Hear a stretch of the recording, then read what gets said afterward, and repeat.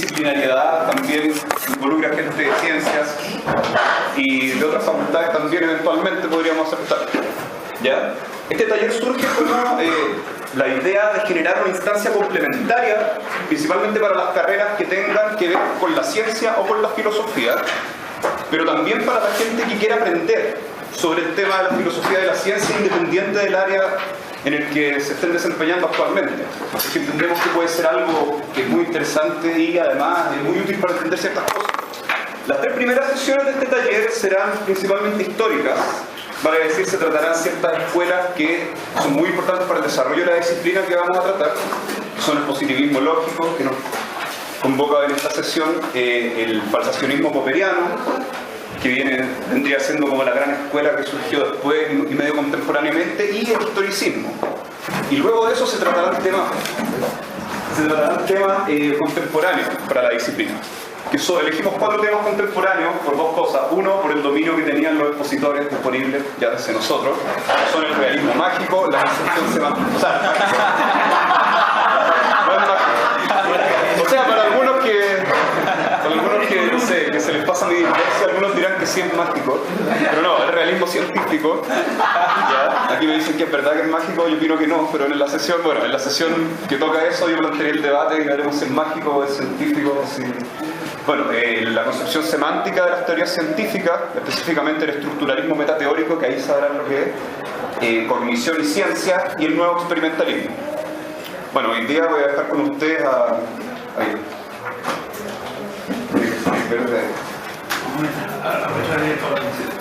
hoy día quien nos expondrá será Pablo Contreras. Él es aspirante magíster en filosofía de la Universidad de Chile. Para referirse al estado de... Bueno, ya, pero no importa, legalmente sí, puedes poner una A entre paréntesis después del MGA Pablo Contreras. Sí, legalmente. Pero bueno, estudia magíster de filosofía en la Universidad de Chile y parte de su tesis tiene que ver con lo que nos va a exponer hoy día, que es evidencia y teoría en el positivismo lógico. Y cuando el proyector nos acompañe... ¿Cómo está el vivo que nos está? Sí, lo que pasa es que tiene varios estados y un estado involucra tener circulando el aire para que la lámpara no muera. Ahí está. Bueno. ¿De ahí se estaba?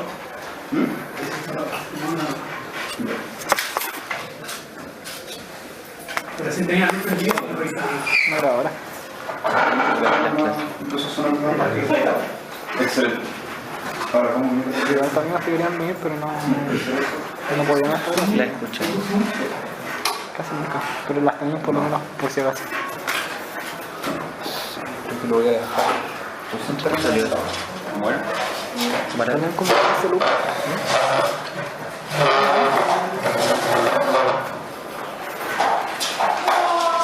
Yo creo que con mucho cuidado esto es posible. Descubrí una cosa súper buena de psicología, que antes de la prueba me reí mucho. Eso me ayudó a la concentración, porque estaba seguro de lo que respondía. Terminé la prueba.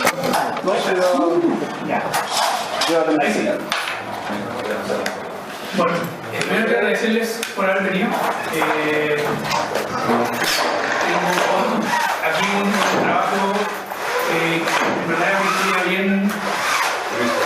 una historia bien triste que voy a contar. Esta será la historia de esta es la historia del colapso del círculo de Viena. Voy a contarles cómo el círculo de Viena, específicamente cómo la filosofía de la ciencia, la filosofía de la ciencia del positivismo lógico, sobre todo en el debate acerca de la relación entre evidencia y teoría, observación y teoría, hace colapsar al positivismo lógico desde su fundamento. El positivismo lógico se va a destruir, que es un poco la conclusión que voy a sacar de acá. El positivismo lógico se destruye porque se destruye el consenso en torno a ciertos principios básicos que compartían todos los miembros de su grupo.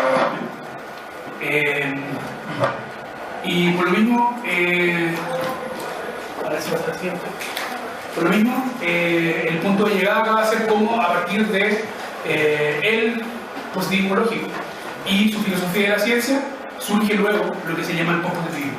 O sea, quiero dejar el paso abierto a las siguientes exposiciones y que ustedes entiendan un poco mejor cómo la postura seminal, digamos, de la filosofía de la ciencia, que es la filosofía de la ciencia del positivismo lógico, como los fundamentos de ese consenso disciplinar que tenían entre los miembros de este círculo, da paso luego a Kuhn, a Popper, a Hanson.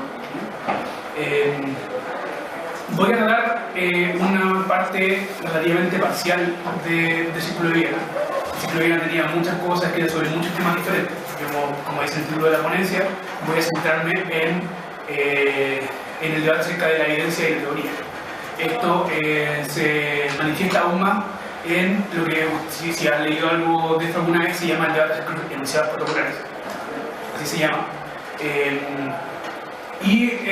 Voy a exponer parte de la doctrina del positivismo lógico cuando ella vaya en función de contarles la historia, porque es una narración relativamente histórica, de este colapso. El recorrido del taller, como estoy acostumbrado a hacer ponencias largas, entonces ojalá que salga bien y por último si termino muy luego hacemos más preguntas. El recorrido de esto va a ser primero que voy a contarles cuáles son los problemas fundamentales del positivismo lógico, que en tanto son los problemas que tienen que resolver. No por eso que tienen su postura. Después cuáles son las respuestas que dan estos problemas fundamentales. Después viene la primera hora, después la segunda hora, ¿ya? Esto es un orden histórico. Después la crisis, ¿ya? Y la reacción que tiene la postura de la segunda ola, y luego voy a contarles acerca del quiebre y por qué esto es un quiebre y en qué sentido. ¿Bien? Entonces, primero, ¿cuál es el problema fundamental del positivismo lógico? Aquí me voy a apoyar en un filósofo que se llama Scott Soames, el positivismo lógico es una escuela de pensamiento que surge sobre todo para dar respuesta al problema de la demarcación. Este problema, básicamente, el problema de distinguir enunciados que son conocimientos de enunciados que son metafísicos, que es la idea de tenemos muchos problemas en la vida. Por ejemplo, tenemos el problema de cuáles son emergen dos preguntas. ¿Cuál es el peso atómico del hidrógeno? Y la segunda, ¿cuál es el significado de la vida? Pareciera ser que hay una diferencia sustantiva entre ambos. Pero ¿cuál es esa diferencia? Es lo que no estaba muy claro, por lo menos cuando el positivismo lógico escribe. El problema de distinguir entre esas dos, ¿ya? Es el problema de la demarcación. ¿Por qué les interesaba el problema de la demarcación de los positivistas lógicos? Y aquí voy a dar una respuesta que es bien culturalista en verdad, pero bueno, así está bien. Y es que el positivismo lógico es parte de un movimiento modernista a principios del siglo XX. Esto no lo digo yo solamente, lo dice Stadler, en fin, lo dice Carlas un poco, lo dice Noder también. Ellos son parte de un problema de un movimiento modernista y cientificista que busca eliminar la metafísica, ¿no? Por diversas razones. Ya sea, por ejemplo, con Carnap, porque la metafísica impide el avance del conocimiento y la ciencia, o con Noder, por ejemplo, porque la metafísica es un dispositivo donde se la burguesía, por ejemplo. No es un dispositivo. Y por lo tanto tienen el proyecto de eliminar la metafísica, ¿ya? Del lenguaje y entonces por el agregado de la ciencia también, ¿ya? O sea, lo que ellos creen que pueden hacer es depurar a la ciencia de todos sus elementos espurios, digamos, de los elementos que hacen que algunas afirmaciones sean medias raras, ¿ya? Que por ejemplo, el problema de la integración de Copenhague, de la mecánica cuántica, ya pareciera ser que en metafísica en realidad no, y los tipos tienen este problema de ¿es ciencia o no? Si es tan rara la hipótesis. Y el positivismo lógico entonces tiene como una de sus, no sé si dice hipótesis, pero uno de sus fundamentos, afirmar que los problemas de la metafísica son pseudo problemas, no son problemas en serio, no tienen respuesta, y como las preguntas no tienen respuesta, las preguntas hay que responderlas, y si no se puede responder, no son preguntas en verdad. Y por tanto hay que dejar de responder. Entonces, durante lo que Standard llama la etapa no pública, ¿ya? Que es la etapa en la que el Círculo de Viena se reunía exclusivamente en la universidad y solo entre sus miembros, ¿ya? En esa etapa, la metafísica es un solo problema. Y como les decía anteriormente, esto responde a un ánimo modernista y revolucionario. Sobre todo revolucionario en el sentido de la revolución industrial, como la neorevolución industrial del siglo XX. Y bueno, aquí viene una cita de Chomsky, que no sé si no andar leyendo citas, pero básicamente la idea es que tal como la ciencia había transformado tan rápidamente el mundo moderno, entonces también a transformar la filosofía, el lenguaje, ¿cuál es la solución que dan los procesos lógicos al problema de la demarcación? Es una solución lingüística, ¿ya?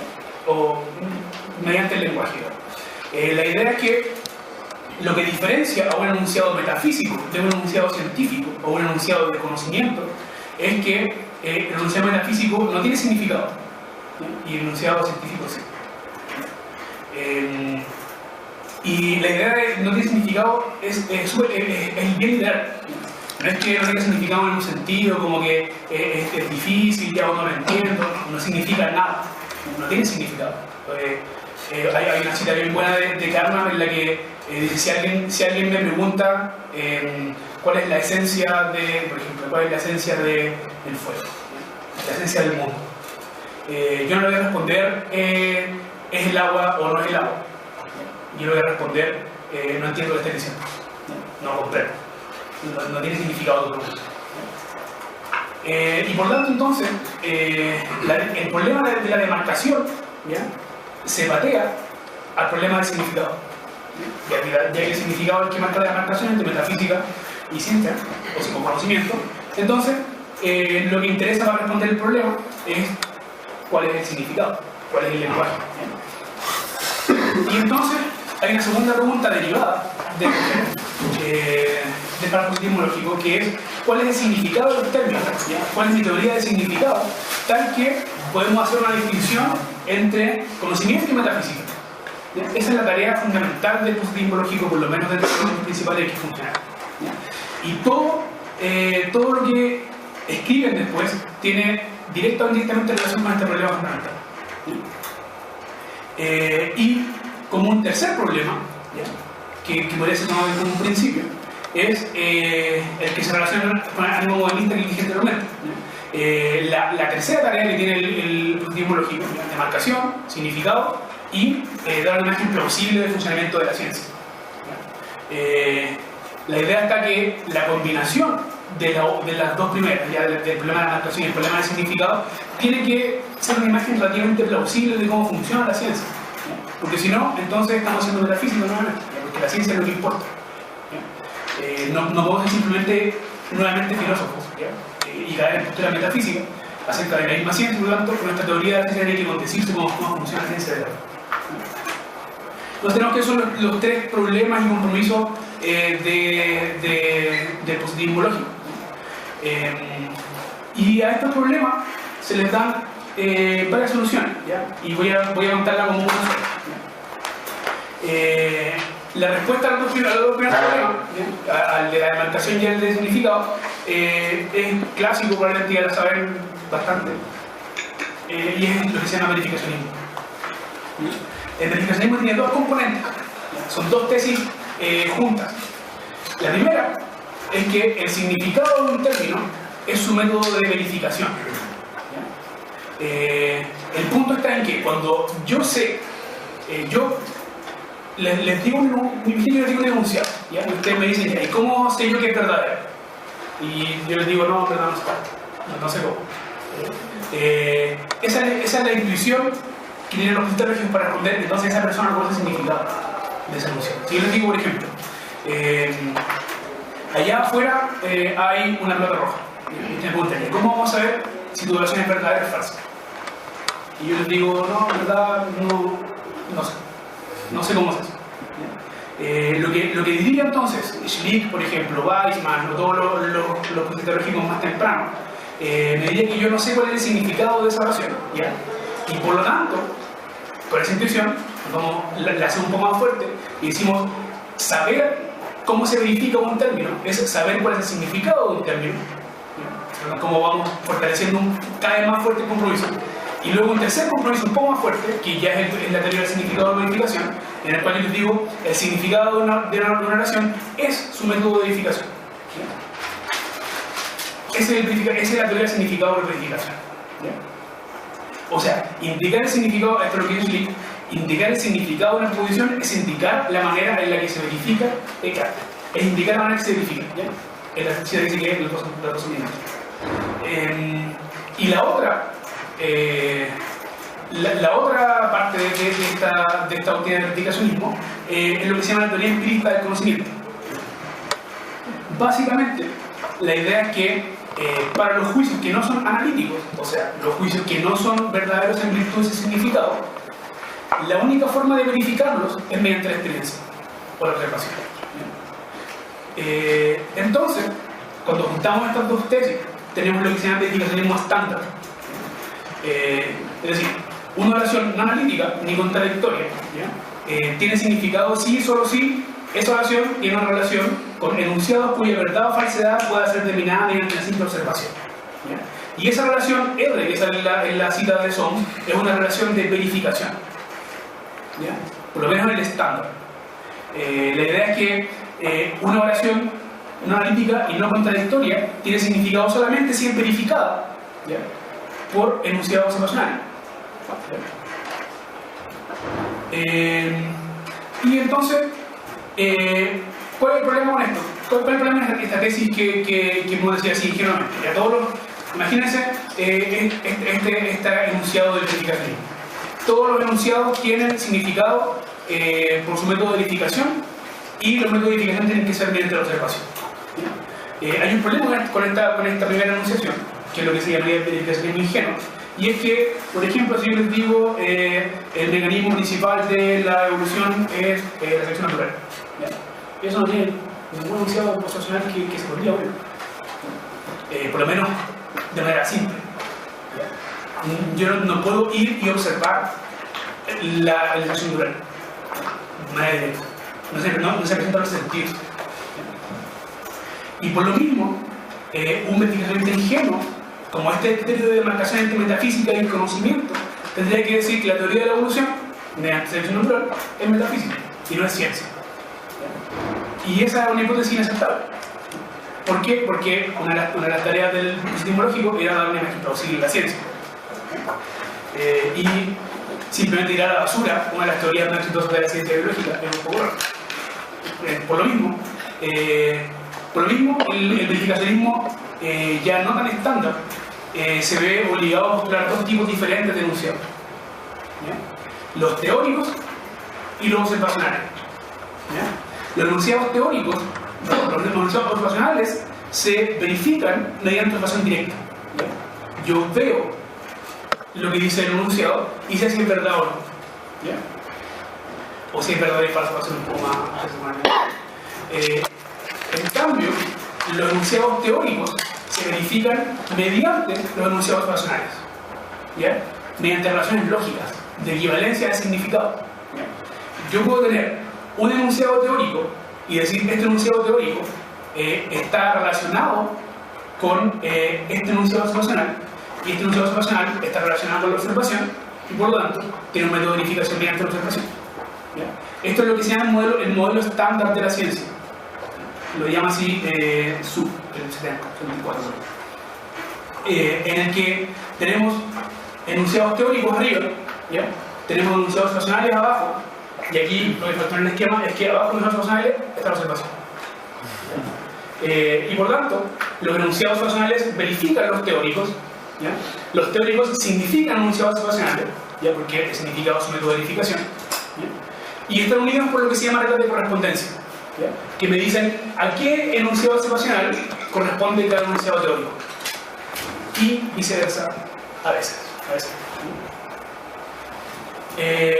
Esto es lo que, como les dije, esto es lo que se llama el esquema básico, el esquema estándar de la teoría científica, ¿ya? En el que tenemos un vocabulario observacional, un vocabulario lógico, ¿ya?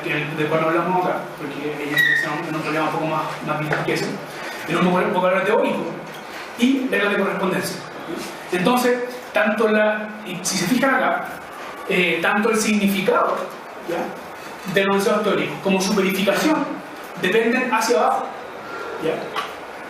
Dependen hacia abajo.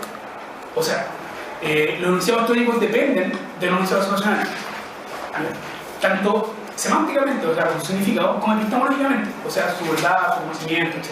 ¿ya? Y esta dependencia es lo que hace que el círculo lógico colapse. ¿Por qué? Porque el significado de los términos teóricos, como depende del significado de los términos observacionales, lo que hace es trasladar el problema de un nivel a otro, ¿ya? O sea, ya, considerémoslo a lo epistemológico, y ya, bueno, solucionaste el problema teórico, ¿ya? Ahora, soluciona el problema observacional. Ahí está todo, de eso depende toda la teoría. Y por lo mismo, se le imponen dos condiciones al positivismo lógico, que el positivismo lógico, como vamos a ver, no puede cumplir al mismo tiempo, que cumple con sus otros compromisos. Primero, el positivismo lógico tiene que dar una caracterización plausible del recurso observacional. ¿Ya? Tiene que decir cuál es ese lenguaje. Y no basta con decir cualquier cosa. ¿Ya? Tiene que decir, tiene que dar una caracterización plausible del recurso observacional que no ocupe términos teóricos. Porque si ocupa términos teóricos, sobre circular. ¿Ya? Imagínense que les digo, el teórico depende de lo observacional y el observacional depende del teórico. No estoy diciendo nada. Por lo mismo, tienen que decirme qué es el observacional, tal que no dependa del teórico de ninguna manera. ¿Ya?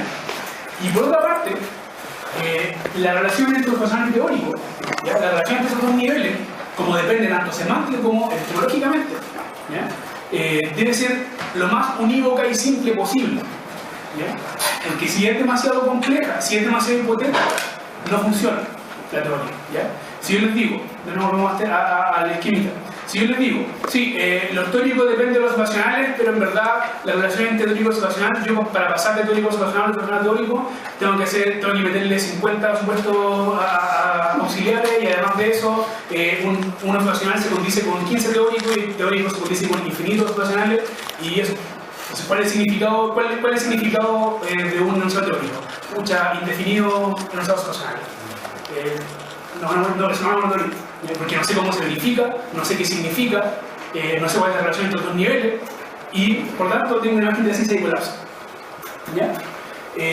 Entonces, antes de pasar a la primera solución de este problema, tenemos que el verificacionismo como doctrina, ¿ya?, como el primer pilar del positivismo lógico, obliga a que la teoría de la ciencia del positivismo lógico tenga que dar una parte, la creencia del lenguaje observacional, sin referencia al teórico, y por la otra, demostrar que la relación entre los dos niveles es relativamente simple. ¿Ya? ¿Cuál es la primera solución a esto? Lo que se conoce como fenomenalismo. Así lo dice Hempel, por lo menos. El fenomenalismo es, como les digo, la primera respuesta que hay a este problema. No tengo el año específico en el que publica este paper de Weissman, que sale acá, pero es así como del 22, o del 19. Y es de los primeros documentos que publica un miembro del ciclo de vida, en el que dice básicamente que hay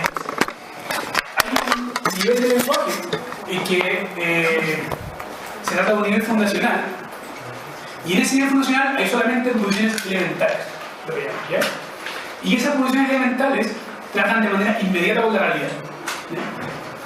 También entonces tenemos algo así como un fundamento relativamente seguro. ¿Ya? Lo observacional, la realidad, etc. El añadido que da Weissman, ¿ya?, es que este nivel fundacional es un nivel empirista radical. ¿Ya? ¿En qué sentido? Las proposiciones elementales no son acerca de objetos, no son acerca de mesas, de sillas, no. Son acerca de fenómenos, experiencias. ¿Ya? Es acerca de manchas de colores, por ejemplo, o sensaciones, como estimulación sensorial. Entonces, el punto del fenomenalismo, ¿ya?, como el de Weissman, es que el principio de esta teoría es que hay que reducir cada enunciado por medio de una comparación entre el enunciado en cuestión y cierta clase de enunciados básicos que tienen por último indudable, y que describen experiencias simples. La parte de experiencia simple es la fundamental acá. La mayor expresión de esta doctrina, de este fenomenalismo, es lo que se conoce como el trabajo del joven Carnap, digamos, como el Carnap de los años 20. Carnap fluctúa en todas las posiciones del epistemológico, las tiene todas. Entonces, en el primer momento es fenomenalista, es la estructura lógica del mundo. Carnap construye un nivel, un sistema de lenguaje que tiene 4 niveles, ¿ya? Que se reducen a un nivel inferior y llegan a un nivel fundacional, ¿ya? Y su reducción es nuevamente de carácter verificacionista. O sea, el significado del nivel superior depende del inferior y la verificación del nivel superior también depende del nivel inferior. Entonces vamos bajando de qué tan básico es ese lenguaje y qué tan fundamental. En el nivel de arriba está el que llama lenguaje cultural, ¿ya? Es el lenguaje acerca de culturas. Por ejemplo, acerca de el ejemplo que da Carnap, la religión de una sociedad dada, ¿ya? O que se la estructuración social de una sociedad específica, ¿ya? Son, por ejemplo, enunciados como la significación social en Chile es X. Ese tipo de enunciados. El nivel inferior a ese, y por lo tanto el nivel del cual depende el anterior, es lo que Carnap llama el lenguaje psicológico, ¿ya? Que es el lenguaje acerca de las sensaciones, emociones, pensamientos y voliciones de individuos que no son yo. O sea, de la adscripción de representaciones, de pensamientos, de emociones a sujetos o individuos determinados de la sociedad. ¿Bien? Entonces tenemos un complejo de sociedad, eso se reduce tecnológicamente y semánticamente, ¿bien?, al nivel en el cual yo hablo de los individuos, ¿ya? O sea, lo que quiere cantar acá es decirme que por ejemplo, en la sociedad X, la religión es el cristianismo, ¿ya? Es un enunciado que se reduce a enunciados acerca de las creencias de los miembros que componen la sociedad, o separados, de individuos. Y ese lenguaje es psicológico. Y ese lenguaje psicológico se reduce al lenguaje material, acerca de objetos materiales, estados de cosas, movimientos, etc. ¿A qué se debe Carnap entonces con esto? Es a que cuando yo digo el individuo X, hagamos mejor, cada vez que lo digo voy a hacer el término entero. Cuando yo digo la sociedad X tiene una sociedad cristiana, ¿ya? ¿Por qué lo sé? Porque los individuos tienen la creencia X. ¿Y cómo sé yo que los individuos tienen la creencia X? Bueno, porque se comportan y se mueven de manera Y, ¿ya? O sea, un lenguaje material, ¿ya? Su cuerpo se mueve de manera determinada. Pero ese lenguaje todavía no es fundacional, ¿ya? Y necesita otro lenguaje más, ¿ya? Y esto es lo que y esta es la movida fenomenalista, ¿ya? Esta es la jugada fenomenalista, porque el lenguaje material va a depender epistemológica y semánticamente, ¿no?, del lenguaje autopsicológico, ¿ya? O sea, del lenguaje que un individuo con el que un individuo habla de sus propias experiencias, ¿ya?, de sus propias sensaciones, de lo dado a ese caso. Entonces, el lenguaje, la extendida cultural, la sociedad X es cristiana, psicológico, los individuos de la sociedad X tienen las creencias X, ¿bien? Lenguaje material, los individuos de la sociedad X se comportan de manera X, ¿ya? Y ahora el lenguaje autopsicológico, yo sé que en este momento tengo una experiencia X y por lo tanto sé que, o puedo inferir que el cuerpo se mueve tanto, y como puedo inferir que el cuerpo se mueve tanto, ahora vamos a arriba, como puedo inferir que el cuerpo se mueve de manera X, entonces puedo inferir que tiene la creencia X, y como puedo inferir que tiene la creencia X, puedo inferir además que es una sociedad cristiana, ¿ya? Hacia abajo y hacia arriba. Ese es el modelo fenomenalista de Carnap, ¿ya?, que él mismo denomina solipsista metodológico. ¿Por qué es solipsista metodológico? Porque la epistemología depende del individuo. Depende de un individuo, del individuo que está observando. ¿Por qué? Porque los estados fenoménicos son privados. Y claro, nadie puede saber cuál experiencia tengo yo. Y nadie puede saber que yo tengo la experiencia en este momento de estar viendo una mancha roja, excepto mediante la inferencia de lo que yo estoy, de mi movimiento, por ejemplo, del ojo, por lo que yo estoy mirando, y por lo mismo de mi creencia de individuo, y por lo tanto, la dependencia hacia abajo. y es el individuo. Y hacia los enunciados del individuo acerca de sus propios enunciados. ¿Cuál es la idea de este... ¿cuál es la idea de este rango conceptual? La idea es que, o la gracia que tiene, es que el nivel psicológico es, como dije, es privado. Ese es un problema. Pero la gracia que tiene el nivel psicológico es que es incorregible. Nadie puede decir que yo estoy equivocado. Más aún, yo no puedo equivocarme. Si yo digo, yo estoy viendo una mancha roja en este momento, nadie va a decir que eso es falso. No hay ninguna forma de saber que eso es falso. Y por lo tanto, ¿y cuál es la única forma de saberlo? Bueno, observando. Y por lo tanto, tenemos una que cumple con ser una verificacionista, y además de eso, es una teoría empirista, porque depende de la observación. Y por lo tanto, tenemos ahora como que gracias al modelo de Carnap, toda la ciencia, las ciencias sociales, la física, la psicología, todas ellas tienen una forma de verificación, tienen una forma de reducirse a enunciados que son observacionales, a nivel autopsicológico. Y por lo tanto, apliquemos entonces el criterio de demarcación, y por lo tanto, cualquier enunciado, científico o no, que pueda ser reducido al lenguaje autopsicológico, es por lo tanto conocimiento, o puede ser conocimiento, si es que es verdadero. Y por lo tanto, la ciencia queda dentro de la ciencia queda dentro del conocimiento, la ciencia queda afuera, y todo feliz. ¿Sí? Ese es el esquema de fenomenalismo. ¿Y cuál es la debilidad de esta postura? Es que ahora, por ejemplo, ahora se puede dar cuenta de mejor manera que todo depende de cómo yo caracterizo el lenguaje psicológico. ¿Qué es? ¿Cuáles son los términos que tiene eso? El lenguaje psicológico es la piedra de toque del sistema fenomenalista. Garantiza, por ejemplo, la posibilidad de elegir entre dos teorías. Por ejemplo, si yo tengo dos teorías psicológicas, y no sé cuál es mejor. Bueno, lo que puedo hacer yo es reducirlo a experiencias propias, y según mi experiencia elijo la que calza mejor, y chao, se pierde el problema. Esa es una de las gracias del sistema fenomenalista. Y esto es compartido por otros miembros del ciclo de vida, como por ejemplo Schlick. En la historia del ciclo de vida, lo he dicho antes, gira en torno a tres personajes en verdad: Carnap, Neurath y Schlick. Carnap se mantiene entre medio de los dos, y los dos extremos son Neurath y Schlick. Son los que pelean entre ellos y se gobernan. Liberal y socialista. Exactamente. Sí, bueno, Neurath decía a Schlick que era un agente de la policía, y decía a Neurath que era un marinero. Entre los dos peleaban en todas las posturas, y en que estructuras Carnap. Y esta necesidad de Schlick, entonces el significado de cada posición de manera última está determinado solo por lo dado, y absolutamente nada más. Y lo dado son estas experiencias atómicas, privadas, etc.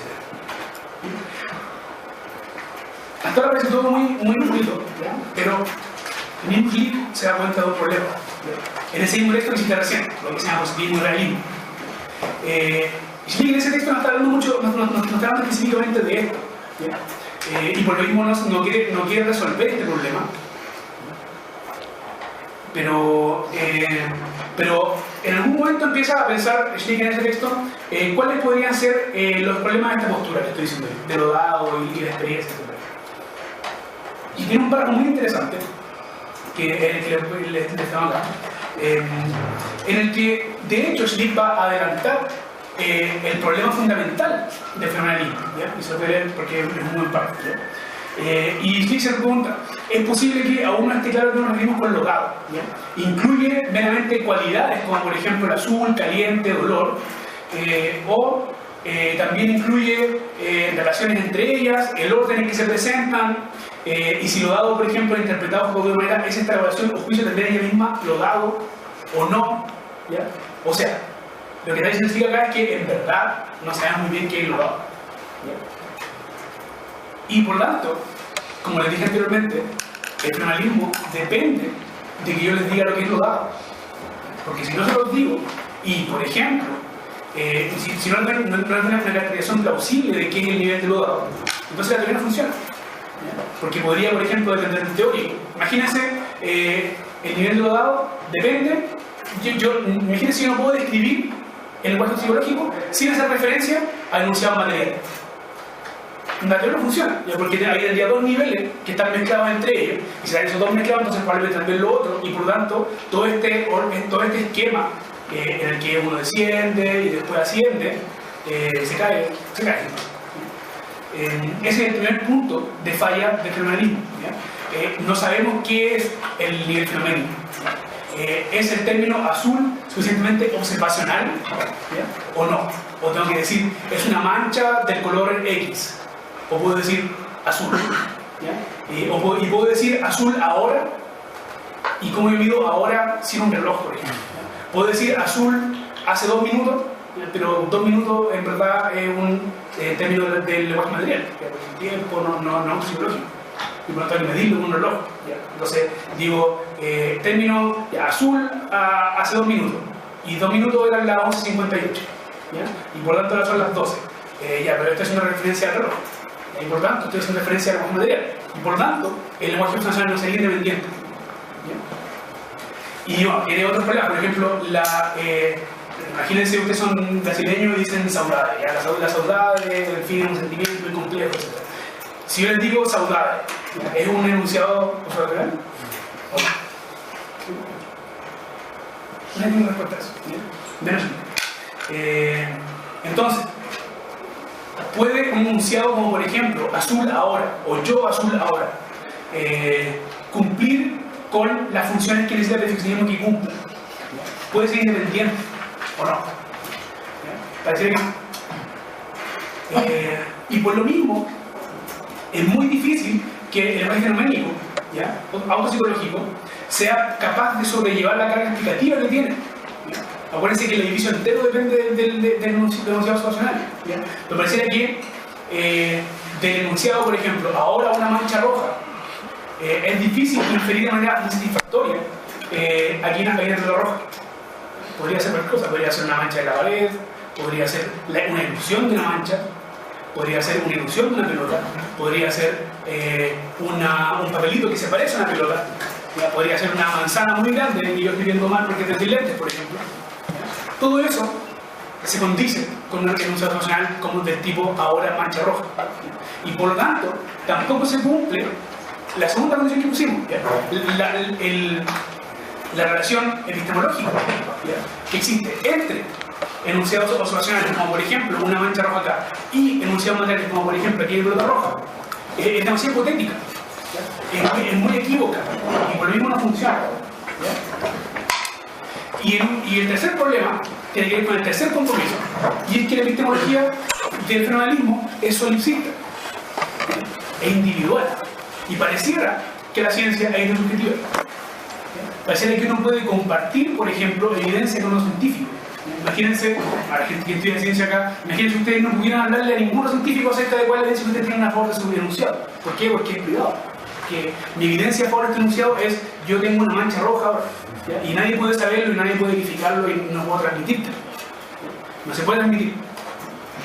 Y por lo mismo, la idea estaría en que no hay ningún lenguaje intersubjetivo de observaciones en el fenomenalismo.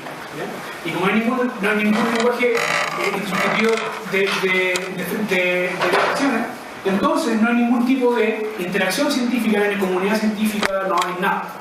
La ciencia sería una empresa individual. Y como la ciencia no es una empresa individual, entonces el fenomenalismo no es una caracterización plausible de la ciencia. Y entonces no cumple con ninguna de estas condiciones. Y entonces, claro, aquí está lo que quiero decir. El lenguaje del fenomenalismo, ¿por qué no cumple? ¿Ya? Porque su lenguaje no es independiente.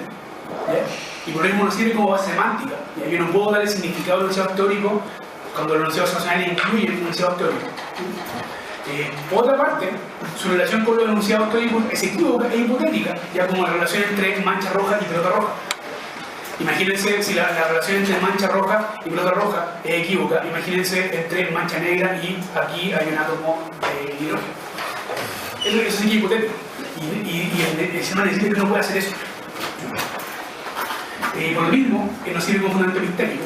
Y por otra parte, tampoco es una expresión adecuada de la ciencia. ¿Bien? Por eso el fenomenalismo no funciona. Esas son las críticas que le hace el procurarismo. Y esta es la postura que tienen otro Neurath, que es el principal defensor de esta postura, junto con el que podríamos llamar el segundo Karnak, el Karnak de la Edad Media, qué sé yo, el Karnak de los 30 años. Ahí no sé cómo se define a Karnak, pero claro, después le ponen Karnak.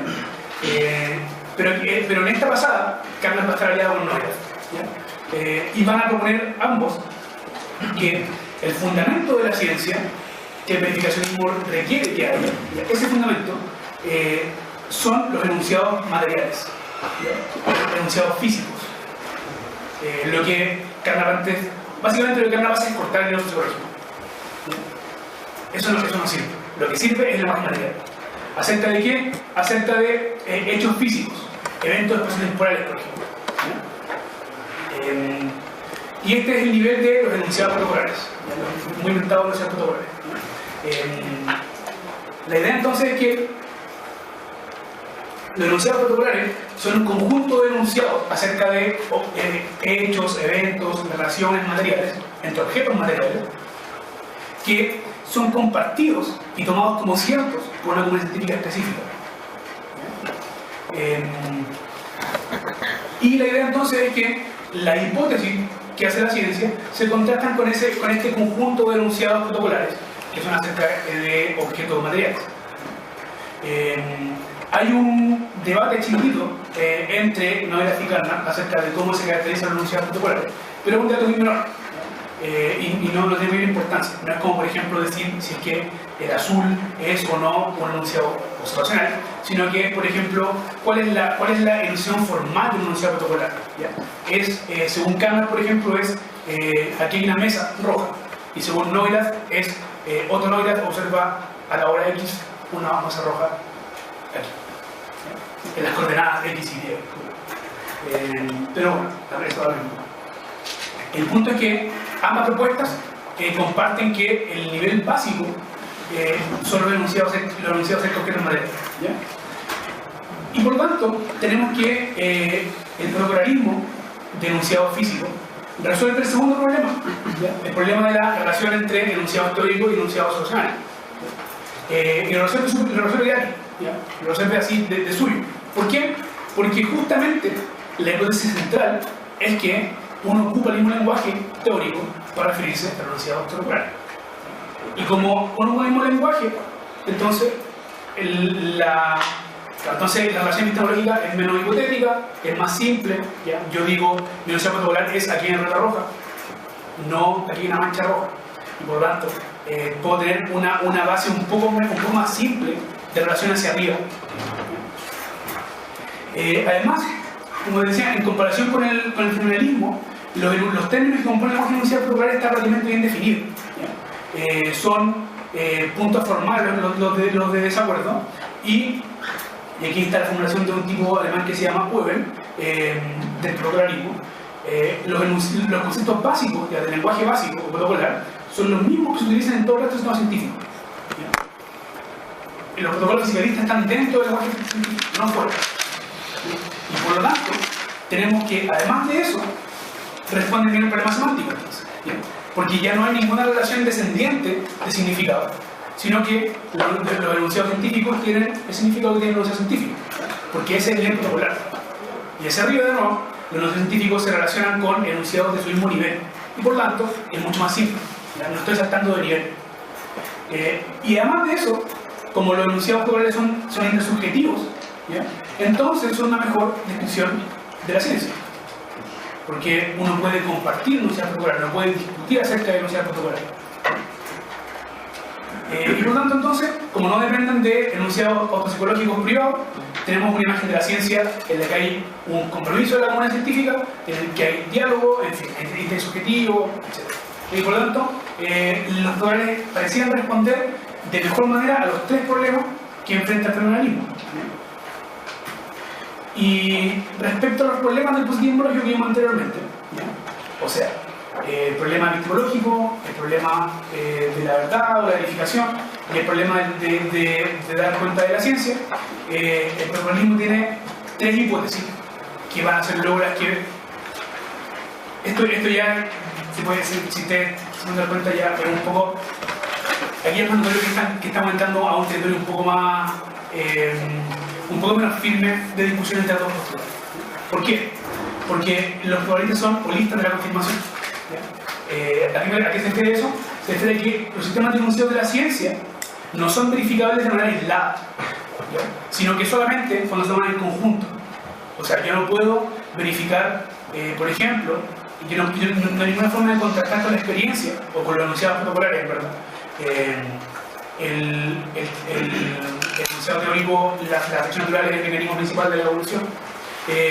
Sino que necesito, por ejemplo, enunciados acerca de cuáles son los tipos de ecosistemas en los que voy a estudiarlo, cuáles son las señales que puede dar la selección natural en un tiempo específico, por ejemplo, enunciados acerca del carácter de evidencia de los fósiles, acerca de qué tipo de fósiles estoy encontrando, la metodología de los fósiles, en fin. Necesito, para poder contrastarlo, necesito más que un enunciado solo, ¿ya? Y por eso es holista, ¿ya? Porque el sistema de la ciencia se contrasta con un sistema de enunciado, no enunciado por enunciado, ¿ya? Por otra parte, el probabilismo también es coherente o coherentista. La verdad de la ciencia es que los enunciados observacionales o protocolares estén en consonancia o en coherencia con el enunciado teórico, ¿ya? Y cuando los dos no se contradicen, estoy en un sistema corroborado de la ciencia, ¿ya? Y por lo mismo, y esto es lo que dice Carnap, si no me equivoco, no puede haber ningún otro concepto de verdad en la ciencia más que estar de acuerdo o en desacuerdo con la base de enunciados protocolares que uno tiene como seguros. Y como los enunciados protocolares están dentro de la ciencia y no fuera, tenemos que la ciencia es coherentista. La verdad de la ciencia es que sea un sistema coherente, no que se conlleve la experiencia. Por ejemplo, eso no entra. Lo único que importa es que sea coherente. Y por último, el probabilismo es falibilista. ¿A qué se refiere esto? Es a que el lenguaje protocolar no es una base segura ni eterna de enunciados. Es una base variable. Puede variar en el tiempo qué enunciados protocolares tengo yo como seguro y qué enunciados no. Yo puedo falsear un enunciado protocolar. Yo no puedo falsear un enunciado autosegurativo. Yo no puedo decirle a alguien, tú no estás observando una mancha color rojo. Pero yo sí puedo falsear el enunciado o de manera que observó un objeto rojo en tiempo X. Eso puede ser falso, eso puede ser refutado. Uno puede decir, no, en verdad, no era verdad eso que está diciendo Noir. No era verdadero el enunciado de Noir. Lo descubrimos después. No tiene sentido decir eso que Noir decía haber observado en su conciencia fenoménica era falso. Y por lo mismo, el sistema de la ciencia es reemplazable, es falible, podría ser falso, no es seguro, no es eterno. Y entonces eso es lo que es como la cultura realista, fisicalista, eso son los dos criterios. Pero el probabilismo tampoco es perfecto, ¿ya? Y hay un paper muy famoso, de hecho se lee entre el conocimiento filosófico, que se llama Conocimiento del conocimiento o Acerca del conocimiento, no puedo decir el nombre específicamente, pero en ese artículo Schlick denuncia que el protocolarismo no cumple con los compromisos del positivismo lógico. Y como digo, comienza la crisis. Con el artículo de Schlick, que voy a presentar ahora, el argumento de Schlick, es el comienzo de la crisis del círculo de vida. Entonces, ¿qué es lo que acusa Schlick? Schlick acusa que el protocolarismo falla, no puede cumplir el objetivo de proporcionar un fundamento para el conocimiento. El protocolarismo no puede hacer eso. ¿Por qué? Porque es falible, porque es holista, porque es coherentista, etc. El protocolarismo olvida, eso es Schlick, que el verificacionismo y su esquema para la ciencia requieren de un nivel estable, ¿ya?, en su base para hacer el significado como la confirmación. Si la parte de abajo no es estable, acuérdense del modelo estándar donde hay una fecha de abajo, una fecha de arriba, la correspondencia, los opcionales, teórico, etc. Si el nivel de abajo no es estable, el edificio entero no es estable. ¿Bien? Eso es lo que puso Schlick por lo menos. Y por lo mismo, Schlick lo critica desde dos puntos diferentes. ¿Bien? Primero, lo critica por coherentistas. ¿Bien? Dice Schlick que el protocolarismo olvida que lo importante del conocimiento no es contrastar los teóricos observacionales, sino los teóricos de la realidad. Lo que importa es poder confirmar, confirmar que el enunciado es verdadero porque se condice con la realidad. ¿Ya? Y por lo mismo, lo que Schlick está diciendo es que el protocolarismo olvida parte del compromiso que supone que habría habido entre el positivismo lógico y una teoría por correspondencia de grado. ¿Ya? O sea, el enunciado, por ejemplo, hay una pelota roja acá ahora, sería verdadero porque hay una pelota roja acá ahora, o sea, porque se corresponde con la realidad, o porque se corresponde con otro enunciado, con lo que es coherente. ¿Ya? Esas son las dos tesis que hay aquí en juego. Lo que Schlick está diciendo es que si yo no puedo distinguir entre un sistema coherente, como por ejemplo un cuento de hadas, ¿ya? y un sistema verdadero, como por ejemplo la ciencia, mi teoría no funciona. ¿Ya? Esa es la primera cosa que Schlick. Y la segunda, que nos interesa un poco más, es que son relativistas. ¿Por qué? Porque si los enunciados son falibles e hipotéticos, ¿ya? Si los protocolarios son enunciados falibles, al igual que la ciencia, ¿ya? Entonces el conocimiento simplemente no tiene ningún fundamento. Si el fundamento del conocimiento es el conocimiento, ¿ya? Y por tanto el fundamento de la ciencia está dentro de la ciencia, lo que Schlick está diciendo es que entonces no hay ningún fundamento. Lo que estoy diciendo es pasar circularidad por fundamentación. Suena coherente porque es circular, básicamente. ¿Por qué? Porque el vocabulario teórico, el vocabulario protocolarista, ¿ya?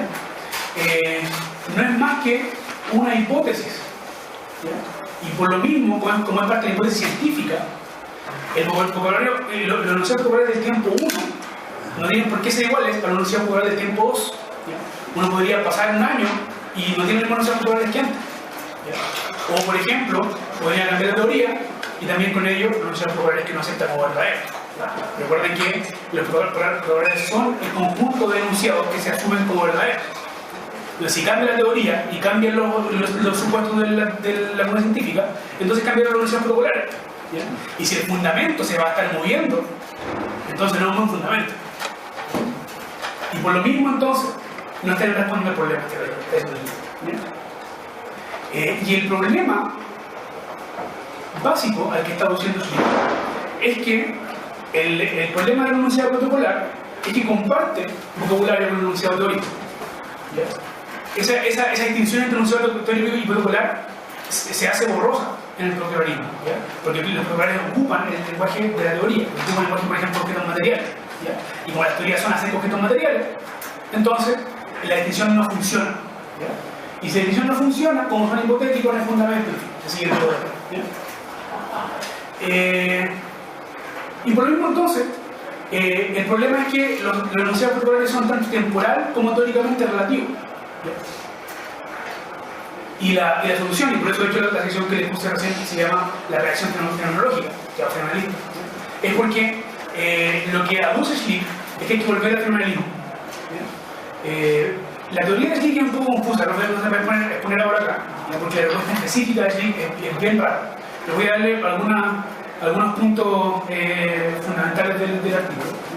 Y es que Schlick propone que el nivel autopsicológico que proponía antes Carnap, o sea, ahora aquí una mancha roja, son constataciones atómicas, y los enunciados teóricos se condirían con algún número determinado de constataciones, y estos son enunciados que expresan asuntos de percepción o experiencia personal,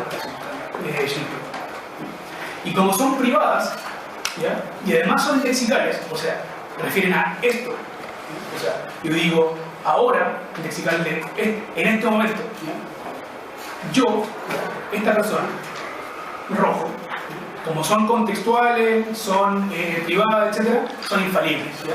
Nadie puede reemplazarlos. ¿Y cuál es la gracia de Schlick? Y esto ya no es tan importante para lo que están dando ahora, pero para tenerlo por lo menos en cuenta, Schlick acepta que la relación ascendiente, ¿ya?, entre constataciones y enunciados teóricos es problemática, ¿ya? O sea, yo no puedo verificar un enunciado teórico a partir de unos racionales, ¿ya? Entonces, lo que va a decir Schlick es que en vez de ponerlo al principio de la ciencia, las constataciones están al final de la ciencia. Yo, de un enunciado teórico, busco enunciados observacionales en contradicciones posibles, ¿ya?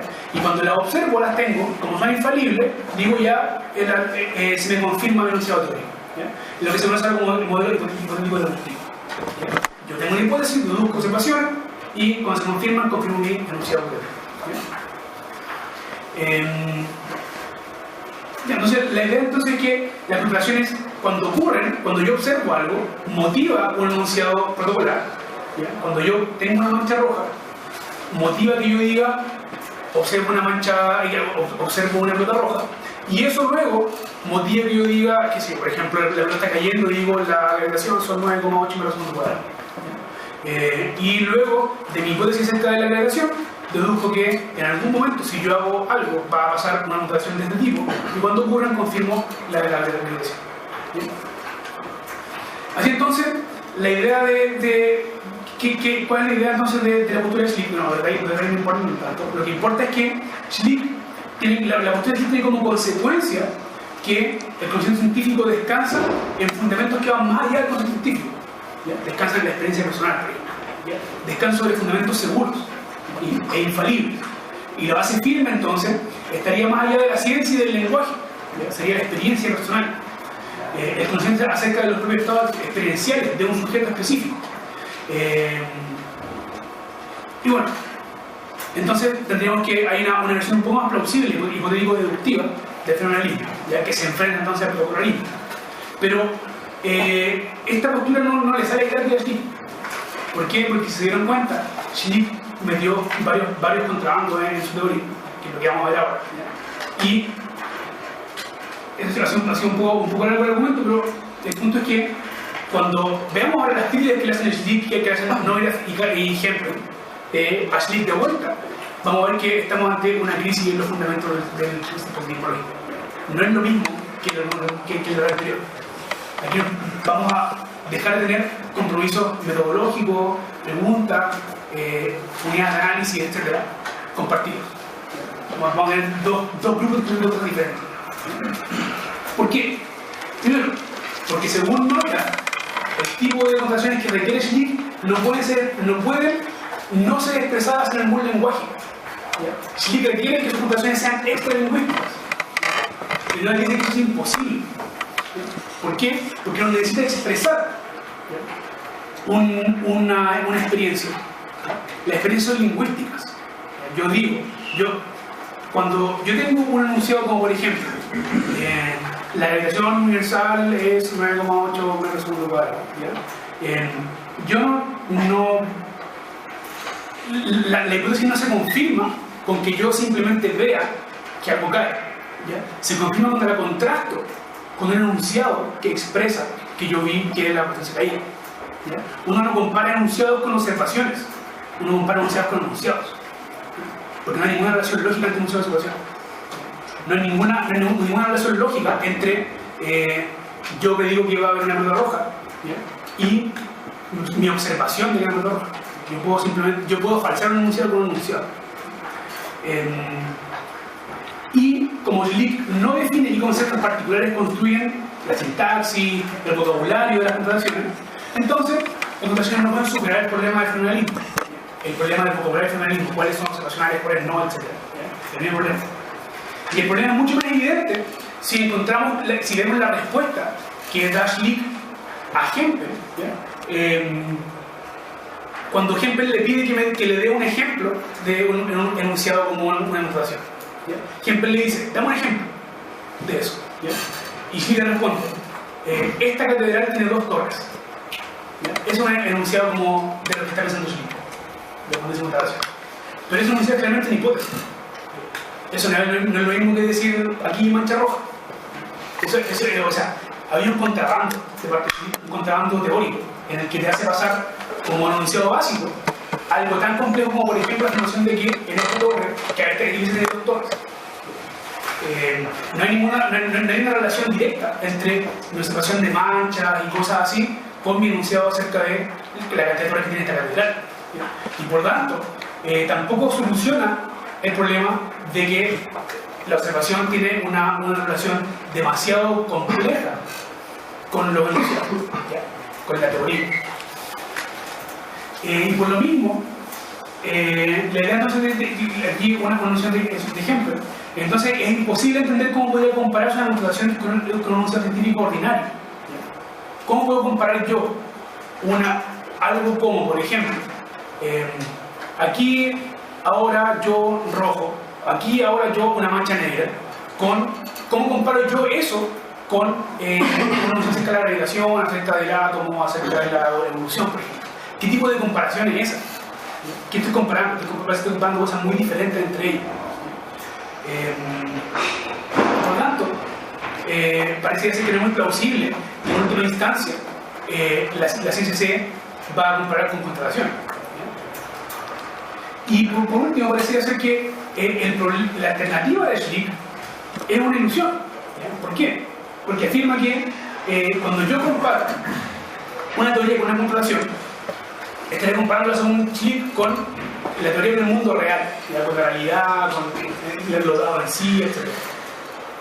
Pero lo que le acusa a Hempel es que cada ejemplo que da de una comparación de ese tipo es simplemente una comparación entre un enunciado teórico y un enunciado solucional. No me puede dar ningún ejemplo de cómo yo comparo mi enunciado teórico con la realidad. Porque cada ejemplo que da Schlick de eso va a ser un ejemplo de comparar enunciados. Por lo tanto, el mundo real no entra en la comparación de enunciados. Necesito tener un enunciado, otro enunciado y los comparo entre ellos. No hay ningún mundo real. Por lo menos eso es lo que dije. Y por lo mismo, van a decir que lo que Schlick ataca como coherentismo es solamente una consecuencia de asumir que para comparar uno compara enunciados. Si uno compara enunciados con enunciados solamente, los enunciados tienen que ser un sistema cerrado entre ellos, es compararse con los enunciados, y por lo tanto la ciencia es coherentista por definición, como una consecuencia simplemente del compromiso. Y el problema, ¿y por qué esto es una crisis? El problema es que Schlick no va a conceder eso, porque Schlick no va a conceder la necesidad de dar cuenta de la intersubjetividad de la ciencia. Para Schlick eso no es un problema, y para no ir a Schlick. Schlick no tiene el problema de la intersubjetividad de la ciencia, a él no le importa sobre ese problema. Pero para no ir a Cisterna, por ejemplo, ese es el problema central que motiva su postura. Pareciera ser que están empezando a haber problemas de comunicación. Entonces pareciera ser que el choque entre la postura de Schlick y la de los naturalistas parece recibir un nivel un poco más profundo, que por ejemplo el de la terapia fundadora.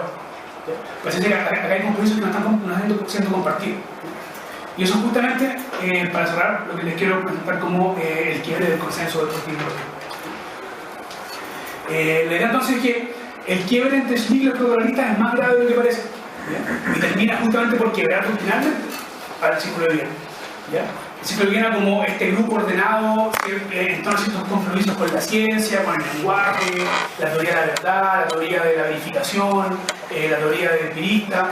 Ese grupo se desarma finalmente, y ahí se arman dos grupos diferentes. Por una parte, Hempel y Neurath están acusando a Schlick de estar abandonando el compromiso con el análisis de la ciencia y la teoría del conocimiento científico. Porque Schlick está diciendo básicamente, bueno, si la ciencia no tiene ningún fundamento último, para ir a buscar el conocimiento que nos quedamos en la parte. Y por tanto, está abandonando un compromiso con la ciencia. En vez de eso, Hempel y Neurath acusan que Schlick está dedicándose a la metafísica. Y eso no puede ser un grave para que se escribiera a Bologna. Es una gran cosa. De hecho, Neurath, por ejemplo, dice Schlick que estos esfuerzos de Schlick podrían ser mejor apreciados en comparación con algunas funciones de los fenomenólogos.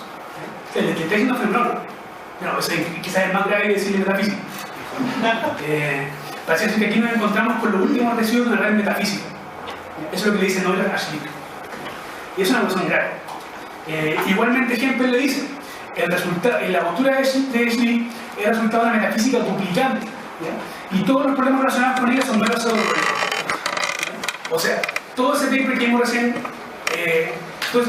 recién, es solamente Schlick asumiendo que hay algo así como un mundo real, cuando nosotros comparamos nuestro enunciado, cuando asumir que hay un mundo real es una postura metafísica. Y la postura metafísica no está en el problema. Eso es lo que, o sea, Schlick abandona el problema de la adaptación. Schlick se empieza a dedicar a la metafísica, a la epistemología filosófica. Y no le interesa dar cuenta del conocimiento científico. Le interesa dar cuenta de, por ejemplo, el problema del fundamento del conocimiento, el problema del fundacionalismo. De hecho, Schlick parte diciendo que Descartes tenía mucha razón cuando hablaba de el problema del genio maligno, etc. Schlick hace 3 años antes de ese paper hubiera dicho que eso era metafísica. O sea, hay un viraje en la postura de Schlick hacia la filosofía clásica. Y por lo tanto, lo que dice Neuler y gente acepta de Schlick es que salvar el fenomenalismo como quiere hacer Schlick, ¿ya? Implica quebrar con el círculo de Viena, implica quebrarlo en distintos compromisos, ¿ya? Y reconocer que existen fundamentos científicos, extralingüísticos y metafísicos del conocimiento, ¿ya? Y por lo mismo la empresa del criterio de demarcación deja de tener sentido, ¿ya? No tiene ningún sentido el problema que están tratando de solucionar. ¿Ya? Y aquí hay una cita de Neuler que grafica mucho esto. De hecho, después del paper de Schlick, así lo matan, entonces no termina también históricamente, pero termina justo después de un quiebre doctrinal. Entonces, el ciclo viene se acaba porque los nazis lo echan todos de Austria, y aparte, porque antes eso había quebrado. No sé, en palabras de Neuler, es cierto que la respuesta de Schlick no afecta a las formaciones científicas. Y son, por lo tanto, extrañas a la ciencia. Y Schlick dice, no me interesa la ciencia, no me interesa. Pero, justamente, dice Neuler, la unión precisamente con el propósito de hacer avanzar la ciencia. Está diciéndole, viejo talentista, básicamente. Y así entonces observamos un síntoma claro de un quiebre más o menos definitivo. Schlick no tiene nada que responder a la posición de Neuler. ¿Qué puede responder Schlick a esa posición de Neuler? Nada. Bueno, no sé, no puede responder nada. Y por otra parte, los popularistas le están diciendo a Schlick que las críticas que tiene Schlick a su teoría son simplemente consecuencias de teoría, ¿ya? No son críticas. Es como, son coherentistas, sí, es verdad. Y eso, nuevamente, es un quiebre en los estándares con los cuales uno evalúa las posturas del oponente. Si uno le acusa a un oponente de tener una postura que está mala, y el oponente dice no está mala esa postura, pero sí, esa es su postura, entonces no comparte ningún criterio de votación de posturas. ¿Ya? Entonces, después de las votaciones de Schlick, ¿ya? El fisicalismo del protocolo se vuelve asumidamente, ya no es como consecuencia de teoría y bueno, si es así será. El fisicalismo se asume holista, relativo y coherente, coherentista. Dicen, no les dice, sí, es verdad. Dicen, no es que no haya ningún árbitro, esta es una cita de Neuler, no es que no haya ningún árbitro, sino que el árbitro se mueve. El árbitro es relativo. Y por lo mismo, mientras que Schlick le decía que son relativos y está mal por eso, Neuler dice, no está mal por eso. Simplemente somos relativistas. Y está bien. Y entonces esta tregua que se arma entre las dos posturas, ¿ya? Por una parte, Schlick diciendo que son relativistas, coherentistas, etc. Y por la otra, no diciendo el ejemplo que se vendió, que hace metafísica, que no le importa la ciencia, etc. Pero es algo muy incómodo, ¿ya? Porque representa un quiebre definitivo en el consenso de sus principales articuladores, tanto personas como principios. Hay un quiebre entre, como les dije, Schlick, Neuler, Carnap, Hempel, que son los bien fundamentales del movimiento. Por una parte, parece ser que el objeto de estudio de una postura que es radicalmente diferente. Parece ser que el fenomenalismo requiere el criterio de viabilidad. ¿Ya? El fenomenalismo es viable solamente porque hace la distinción que el positivismo lógico en un principio elimina entre conocimiento y ciencia. ¿Ya? La única forma que tiene el fenomenalismo de defenderse ante Neuler es decir, ya sí, está bien, la ciencia funciona como tú decís, pero eso no es conocimiento. Me interesa el conocimiento en general. O sea, la distinción entre conocimiento y ciencia, que el positivismo lógico cuando surge elimina como una distinción entre metafísica y ciencia, ¿ya? Ese consenso desaparece. ¿Ya? Y por otra parte, Noyes y Hempel tampoco están muy mejor parados. No es que Noyes y Hempel sean consecuentes con el positivismo lógico. ¿Ya? Ellos también abandonan unos principios.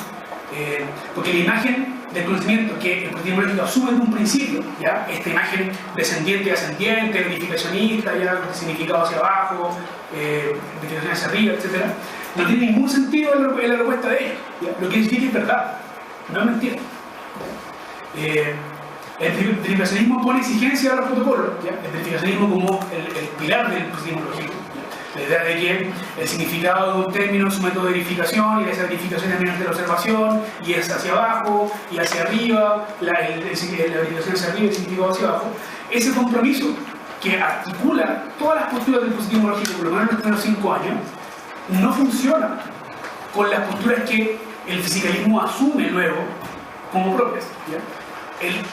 La confirmación, imagínense esto, yo no le puedo decir a ustedes el significado de un término es un método de verificación. ¿Y cómo se verifica un enunciado? Pucha, depende del sistema entero. Eso no es una buena respuesta. O digo, ¿cómo todo el sistema depende de enunciados racionales? Ya, bueno, y lo que pueden ser los enunciados racionales, lo mismo que los teóricos. Son todos los mismos enunciados. No sé, ahora tenemos que hay una nebulosa de enunciados. Que son teóricos observacionales, que son protocolares, estos son todos hipotéticos, son todos relativos, son todos coherentes, son todos holistas, ¿ya? Pareciera ser que el verificacionismo, como hipótesis tanto de tecnología como semántica, no funciona, ¿ya? Y por lo tanto, Noyes y Hempel abandonan el verificacionismo, ¿ya?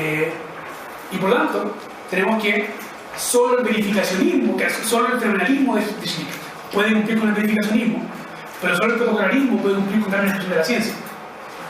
Y por lo tanto, los defensores de ambos lados tienen que elegir entre dar cuenta de la ciencia o dar cuenta del conocimiento, ¿ya?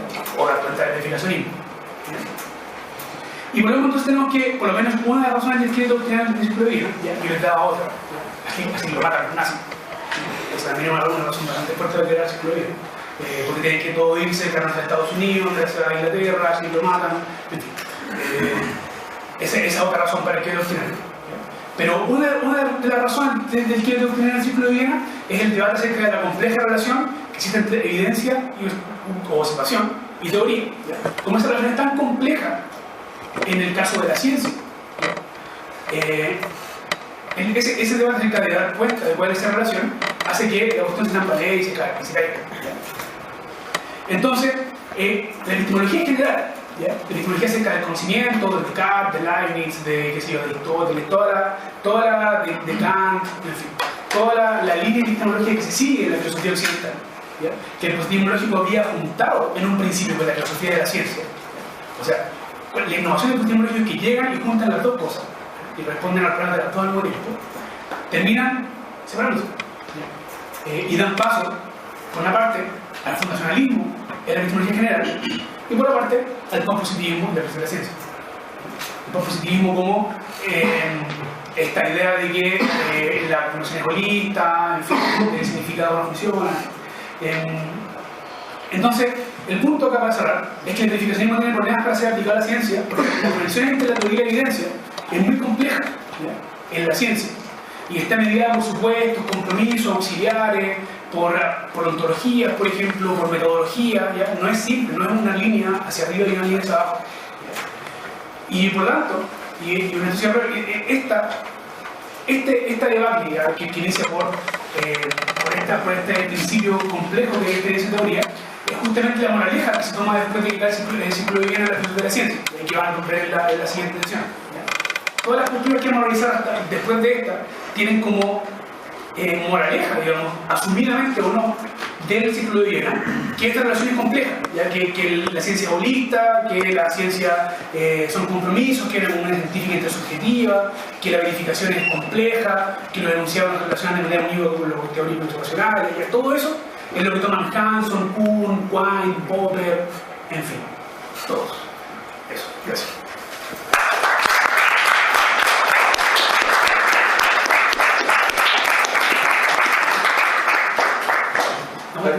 ¿Hay espacio para preguntas?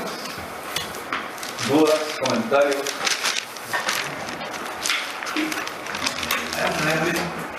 Yo tengo una pregunta.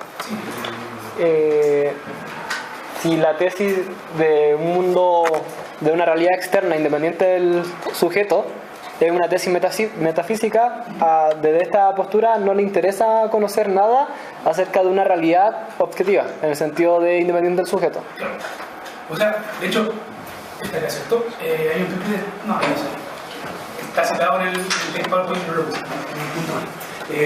Hay un texto de Schlick que se llama Positivismo y Realismo, que es del 32, en el paper que discutimos recién es del 35, cuando vuelve al fenomenalismo y dice como aquí los constelaciones, etc.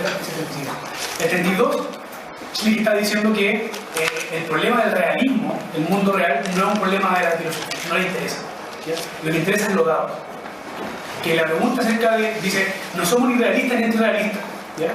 Sino que pensamos que es un problema, es que no es un problema, el metafísica tiene que ser eliminado, no hay que discutir de eso. No es que no crean que hay una realidad objetiva, es que tienen que preguntarse acerca de si una realidad objetiva es una pregunta que no tiene ningún significado, porque no hay ninguna respuesta a ese problema. ¿Está bien?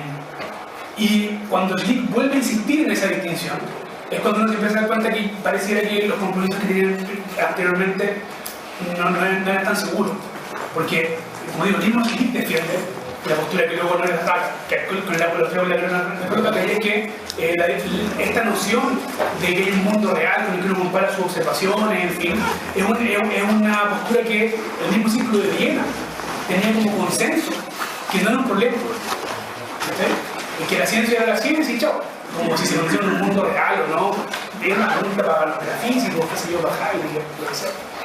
No, pero no para nada, no importa. Pero posturas como más modernas o postmodernas, lo que hacen la crítica al positivismo es como en ese, como que le atribuyen al positivismo que realmente ellos creían que se descubría como una realidad independiente del... El positivismo cree que es un concepto objetivo, pero no que sea objetivo de la realidad. Pero que es objetivo, sí, claro, objetivo no hay solo ciencia, la ciencia se condice con la observación. Pero igual en ese artículo Schlick dice que se puede parafrasear el concepto de realidad en conceptos más responsables y seculares como de la experiencia. Y si quería sentir hablar de realidad, tiene sentido solo en un sentido empírico. Sí, claro, pero justo en su crítica es que no dan cuenta del mundo real. Claro. Es como, es un doble juego. Y el objetivo en este marco vendría a ser como dependiendo de las reglas lógicas, como... Claro, dependiendo de la observación, así en términos generales. Y justamente eso es lo que hace, porque dependiendo de la observación es un enunciado muy general que parece que no se cumple. Y por tanto, para que dependa de la observación y sea objetivo, tienes que hablar de epistemología general y de la física. Pero si hay de la ciencia que es muy difícil decir qué objetivo, qué observación, todo eso, y por tanto, te quedan los que dicen ya. Entonces, esta mano tiene que ser y te dicen, pues nada de la ciencia. Son dos posturas muy diferentes entre ellos.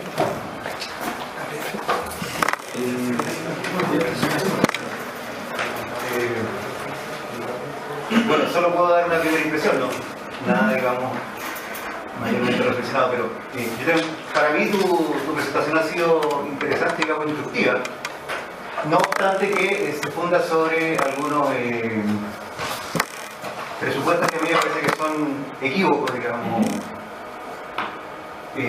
como por ejemplo algunas imprecisiones en el uso de los conceptos, por ejemplo sentido y significado, que sería bueno establecer. Tú los utilizaste en ciertos momentos de manera indistinta, y yo creo que en rigor mentan cosas, por decirlo de alguna manera, o objetos diferentes. Y lo otro es que yo creo, por lo menos para mí, hubo un énfasis que a mí me parece central para entender realmente los términos del debate, y tiene que ver con la bibliografía primera que ahí aparece citada, que es el análisis del lenguaje. Me parece que el debate el debate en torno a la ciencia y el conocimiento está situado sobre la esfera del lenguaje y sobre la esfera de que todo avance en términos de esta discusión tiene que ver con profundizar en la estructura del lenguaje. Me parece que eso no quedó suficientemente subrayado, por ejemplo, cuando tú te referiste al problema de la relación entre observación y teoría. Si no se entiende que observación y teoría se refiere al uso del lenguaje, la propia disyuntiva, el propio problema está planteado en términos metafísicos desde el punto de vista del círculo de vida. Entonces, yo creo que hay que situar o resituar la discusión, y quizás los términos del debate y las aparentes aporías o contradicciones se resolverían o se encaminarían de un modo distinto si lo situamos sobre el tema sobre la estructura y el funcionamiento del lenguaje. Es decir, si convertimos toda esta discusión, que a mí me parece que es algo que quizás no quedó suficientemente subrayado, si no resituamos toda esta discusión en los términos en que fue jalonada por Wittgenstein cuando escribió a partir de 1918 el Tratado. Porque mucha de la terminología, inclusive que tú utilizaste ahí, es terminología que está empleada, está anticipada ya por Wittgenstein, a pesar de que el Tratado se publicara posteriormente. Pero el mismo Wittgenstein fue parte en algunas ocasiones de la discusión con algunos miembros del Círculo de Viena y en otras ocasiones en sesiones propias del mismo círculo. Me parece que ahí hay una relación interesante que ayudaría a lo que yo decía, a resituar la discusión sobre el lenguaje, o sea, sobre el terreno, por decirlo así, sobre el continente del lenguaje. Sí, de manera de desplazar definitivamente la discusión desde el ámbito metafísico, es decir, de la cosa, al ámbito de lo que se puede decir. O sea, lo que es decible. El punto de... ¿Cuál es el problema con lo segundo, la parte del lenguaje? El intento de esta presentación es dar cuenta de las dos posturas que hubieron entre ellas, que son el pluralismo de Neurath y Hempel y el federalismo de Schlick. Y la movida del lenguaje, como análisis lógico del lenguaje, etc., es la movida de Carnap. Carnap justo dice que hay que hablar del modo formal del pluralista y en fin. Y el problema de esa postura de Carnap es que en verdad no hay problema. Como el paper que está acá citado a segundo, que es el protocol statement, etc., no es citado por ninguno de los que vienen después. Ese es el problema de hacer una reconstrucción histórica con respecto al lenguaje. Y claro, uno podría también interpretar esta aporía a la que llega el debate como un solo problema. Imagino que Carnap esté de acuerdo con eso, como que tanto Neurath como Schlick están confundidos porque están refiriéndose de manera equívoca a la observación o a los enunciados observacionales. Pero claro, el replantear el debate en esos términos sería engañoso, porque el debate no ocurre en esos términos. Ese es el problema. El debate entre Neurath y Schlick ocurre en términos materiales, como lo dice Carnap, en términos de observación, en términos de enunciados protocolares, como Schlick lo dice, en términos de constataciones, de experiencias personales, como, y los intentos de Carnap por hacer girar el debate en torno al lenguaje no fructiferaron mucho, porque por lo menos cuando empezó a escribir eso, ya ni Neurath ni Schlick le compraban mucho Carnap, y Carnap es justamente el que se hace más wittgensteiniano desde el siglo. Pero por ejemplo Neurath odiaba a Wittgenstein. Me encontraba un metafísico chanta que iba a hablar de cuestiones y chao, pero que era un pequeño burgués, que iba a contarle cosas literalmente con esas palabras. Entonces, sí, yo comparto que darle un giro lingüístico a esto es justamente lo que hace Carnap después, sobre todo de Estados Unidos, y de hecho también lo que hace, y su discípulo Juan es más o menos lo mismo. El Círculo de Viena como tal, nunca hubo un consenso muy fuerte alrededor de la prioridad del lenguaje. Yo diría que eso es una concepción un poco errada que en retrospectiva hace mucho sentido, pero que al leer los textos que ellos publicaban o las actas de la reunión, etc., excepto en Carnap, nunca hay un giro lingüístico tan fuerte como ese. Siempre siempre hay un ánimo más positivista que lingüístico, más lodado que el lenguaje cerca de lodado, o el lenguaje dado, excepto cuando Neurath y Hempel acusan a Schlick de salir del lenguaje y volver a la metafísica. Yo creo que justamente ahí está el problema, que tú planteas lo dado fuera del ámbito del lenguaje. Y me parece a mí que la tendencia del debate en torno a intentar una movida antimetafísica, o sea, quiero decir, una pretensión de hacer ciencia o de establecer las bases del conocimiento de un modo antimetafísico no puede ser objeto de un debate metafísico. Y tú lo transformaste en un debate metafísico, lo presentaste como un debate metafísico. Entonces, eso pasó porque, en mi opinión, espero que mi opinión, solamente, ¿no? Porque no situaste bien los términos del debate. Entonces, y esos términos son en la esfera del lenguaje. Pero la esfera del lenguaje como primer tema, digámoslo así, como reflexión originaria para la posibilidad de una fundamentación del conocimiento post-metafísica o contra-metafísica. Me parece a mí, insisto, lo digo modestamente, que si no se entiende eso, independiente de que uno reflexione sobre el lenguaje y otros no lo hagan explícitamente, pero me parece a mí, y lo decía de un modo, por la referencia a Wittgenstein, me parece a mí que si no se entiende eso, a lo menos no se entiende lo que plantea Carnap. Y si no se entiende lo que plantea Carnap, el debate con Carnap de Neurath y de Schlick es un falso debate. El problema es que hay un debate. El debate entre Neurath y Schlick. No contra Carnap. Como nadie pelea con Carnap.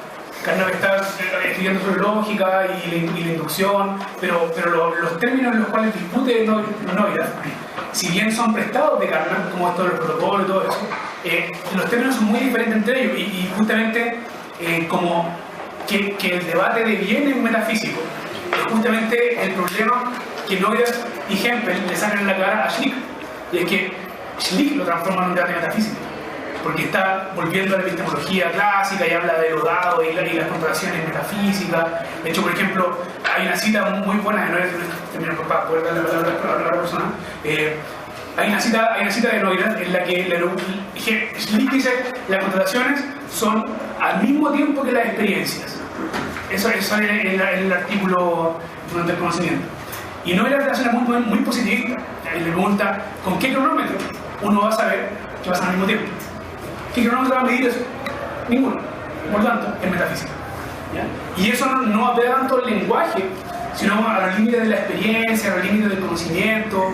Yo pensaría que por lo mismo, fuera de Carnap, el giro lingüístico en el Círculo de Viena es una hipótesis muy poco compartida por sus miembros. Pero sí, me parece que sería interesante también ver en qué sentido o con quién, por cuáles dos posturas, por ejemplo, o si con ninguna, la postura que desarrolla evidentemente Carnap calza ahí o no, si en fin, se está discutiendo sobre verdad o no, pero a primera vista, por lo menos, para hacer una representación más histórica del debate entre proclarista y no proclarista, yo afirmaría no sé con certeza, pero con más confianza que no hay un giro lingüístico en el debate. No sé, es que como un poco como de contexto histórico, igual considero de que replantearlo como considerando a Wittgenstein es claro, nos puede conducir a confusiones porque Wittgenstein tenía otro objetivo, al menos en el tratado, otro objetivo. De que de alguna otra forma lo que planteaba en el tratado le convenía a algunos positivistas lógicos, es como occidental, siendo que Wittgenstein en el tratado al menos planteaba la limitación del pensamiento. Entonces, como replantea la discusión teniendo como ese punto de referencia, me parece que escaparía un poco al objetivo que se tenía en el tratado. Pero eso como un poco el curso histórico. Es que mencionaste que el problema de la demarcación se vuelve en cierto punto irrelevante para Schlick, pero Schlick igual hace una afición buena al protocolarismo, es decirle que si los criterios son coherentistas, ¿cómo distinguimos entre cuentos de hadas y la ciencia? Entonces, ¿qué pasa con eso en la parte más holista? Claro, es que si queréis, se puede también replantear entonces el que, como para hacerlo como, no en términos como lo pusieron los autores, sino como para hacer una conclusión que tenga sentido que lo pregunte. Si quieres, uno puede hacer dos interpretaciones diferentes del problema de marcación. Uno como la diferencia entre metafísica y conocimiento, que sería la que toma Schlick, como la necesidad de distinguir entre un relato que no tiene sentido, un relato que tiene sentido o que puede tener sentido, ¿verdad? O en el campo de Noera Ejemplo, por la prioridad de la ciencia, como un problema acerca de demarcar metafísica y ciencia. Que son dos problemas diferentes de demarcación. Y eso es un corolario del colapso de la unión conceptual entre epistemología general y la ciencia. Cuando se vuelven a separar los dos problemas de demarcación. Yo para ser como más fiel con cómo se trata el problema de la demarcación en el texto del cristalógico, prefiero decir que en verdad Schlick abandonó el problema de la demarcación. El problema de la demarcación era originalmente distinguir entre ciencia. Pero ¿cómo distinguen los protocolistas entre ciencia y metafísica ahora? Metafísica son las cosas como, por ejemplo, hablar del mundo real. Como enunciados que no tienen ningún significado que no parece científico. No es que no tengan significado, no tienen sentido desde el punto de vista del conocimiento científico, que es distinto. Es por ahí por donde yo te decía que me parecía que veían algunas imprecisiones en el uso de los conceptos que no tenga sentido científico. Plantearlo como un problema de la ciencia es una cuestión distinta que no tenga significado. Puede tener un significado no metafísico o no científico. No por eso menos importante, por ejemplo. La creencia, la fe, por ejemplo. No tiene un refrendo científico. Pero no por eso carece de significado en la vida de las personas. Eso es lo que dice Wittgenstein. Como yo estoy reconstruyendo la postura de los cristales, pero el sentido y el significado son los mismos. Porque dicen, claro, si existe Dios, no le interesa. No es un problema. Que los problemas son importantes, por ejemplo, que pueden no tener significado, no tienen sentido, en fin, es lo que Wittgenstein les va a decir, por ejemplo, en las conferencias de ética a los positólogos lógicos, en el que dice, claro, el problema del bien no puede resolver de manera lingüística y no tiene significado y todo eso, pero es el problema fundamental de todo, en fin. Y de hecho, también es un argumento que tiene Popper, en el que el problema de la demarcación no es un problema de significado, sino de la pertinencia del sistema científico, en fin. Y el significado no tiene nada que ver con el significado de los términos, como qué significa la palabra X. Pero dentro del positivismo lógico, esa distinción no cabe, por lo menos dentro de lo que escriben ellos, como la eliminación de la metafísica, como la cuestión de Kant, la metafísica mediante el análisis lógico del mundo. El tipo dice que no tiene significado, no tiene sentido, la cuestión de Dios es una frontera, no se puede ser tampoco, el bien también es un pseudo problema, son pseudo problemas, todo, chao. Y no hay que responder. Pero en ningún momento dicen sí, puede que tenga algún sentido importante, porque no lo creían. Porque eran cientificistas, modernistas, etc. No tenían la vela mística que tenía Wittgenstein, que de hecho es la razón por la cual Noera, por ejemplo, odia. Noera odia a Wittgenstein porque lo encuentra un místico. Y lo encuentra, por eso lo encuentra un chanta. Y cuando va al ciclo de Viena no lo va a escuchar, lo echa, en fin. Pero no hay esa distinción, yo la concedo, yo estoy de acuerdo con que esa distinción existe, pero me parece que aplicarla al debate entre gente que no comparte la existencia de esa distinción ensucia un poco la presentación del problema. Eso es. A mí una última cosa corta. Sud decía que la visión verificacionista era la visión estándar de la ciencia. ¿Es que eso todavía existe? No, pero en la ciencia, no en la filosofía. O sea, yo creo que supongo que en verdad tenemos que preguntarle como los amigos científicos que tienen mucha idea, pero yo diría que no. O sea, yo no creía que haya muchos científicos que crean que uno puede formalizar un sistema científico específico en un conjunto de axiomas que se relacionan de manera lógica con observaciones específicas mediante reglas de correspondencia lógica.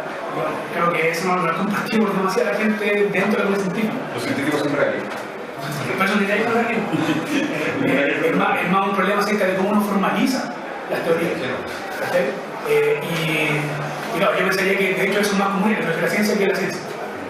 Como pensar que uno tiene Los científicos piensan en biología que uno puede formalizar la evolución en un conjunto limitado de axiomas que se relacionan de manera determinada y lógica con un conjunto de corolarios y con un conjunto de observaciones específicas puestas en un lenguaje lógico. Yo creo que pero la visión general del empirismo, como igual debe tener algo de arreglo, ¿no? Hay diferencia entre la ciencia empírica y la diferencia en pensar que la ciencia se puede formalizar de manera lógica. No, claro, pero igual sus problemas son distintos. Y por lo mismo digo que, claro, pues obviamente los científicos no están empezando a hacer eso, pero sí la intuición es intuitivamente, el precisionismo es intuitivo. Como si trabajáis empíricamente, puede ser intuitivo, depende de lo que hagas probablemente. Si eres biólogo evolutivo, probablemente no tanto, pero si eres biólogo molecular, probablemente, o bioquímico, como probablemente no, es más intuitivo. Las intuitivas son tipo de teoría que aceptamos realmente. No, pero estoy hablando de que piensan los científicos. No, puede ser. Como, yo creo que el modelo estándar era una forma muy general, así como concebido como lo dice Molinés, así como la hipótesis de que la ciencia tiene dos pisos, que hay un piso social teórico y hay escaleras que lo unen entre ellos. Puede ser que eso sí, más que lo otro. Pero el modelo estándar, así como verificacionista, con relaciones hacia abajo y hacia arriba, solamente parece que no es muy común, pero no es muy terrible, no debe. ¿Hay alguna otra pregunta? ¿Tenemos tiempo todavía? Bueno, con esto cerramos entonces. Cualquier duda, comentario que nos quieran hacer, nosotros tenemos una página, jefaduch.cl, también estamos en Facebook, tenemos una página y tenemos un grupo donde estamos subiendo continuamente novedades, noticias, comentarios, y además hay otras actividades que se están realizando. Por ejemplo, mañana en la finalización de un ciclo de cine, de filosofía, ciencia y ficción, que estamos haciendo en conjunto con el Cine Club de la Chile. Mañana vamos a presentar la película Existencia, y el tema filosófico a tratar son las realidades paralelas desde el punto de vista filosófico, así que para todos los que les interesen vayan. Y la próxima sesión va a ser de conversacionismo, ¿Manuel? Que ahora a las 6 de la tarde están las presentaciones de tesis también de filosofía, en el auditorio Rolando Bellajos, sobre metafísica.